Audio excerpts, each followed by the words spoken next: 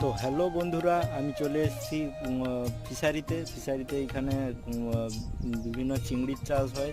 এই চিংড়ি চাষ এই সব কাজকর্ম আমি আজকে করতে এসেছি।